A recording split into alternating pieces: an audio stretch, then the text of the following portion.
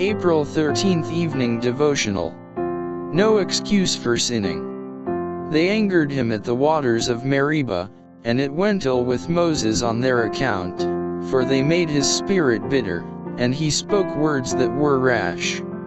Psalms chapter 106 verses 32 and 33. Had Moses and Aaron been cherishing self-esteem or indulging a passionate spirit in the face of divine warning and reproof, their guilt would have been far greater. But they were not chargeable with willful or deliberate sin. They had been overcome by a sudden temptation, and their contrition was immediate and heartfelt. The Lord accepted their repentance, though because of the harm their sin might do among the people, He could not remit its punishment. God had forgiven the people greater transgressions, but He could not deal with sin in the leaders as in those who were led.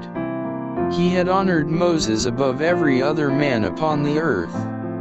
The fact that Moses had enjoyed so great light and knowledge made his sin more grievous. Past faithfulness will not atone for one wrong act. The greater the light and privileges granted to man, the greater is his responsibility, the more aggravated his failure, and the heavier his punishment. Moses was not guilty of a great crime, as men would view the matter. But if God dealt so severely with this sin in His most faithful and honored servant, He will not excuse it in others.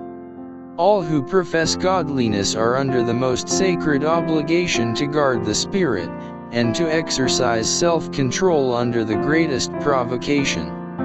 The burdens placed upon Moses were very great. Few men will ever be so severely tried as he was, yet this was not allowed to excuse his sin. God has made ample provision for His people, and if they rely upon His strength, they will never become the sport of circumstances. The strongest temptation cannot excuse sin.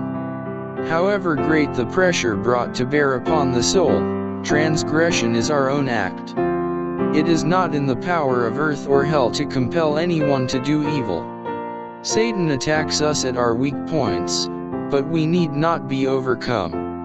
However severe or unexpected the assault, God has provided help for us, and in His strength we may conquer.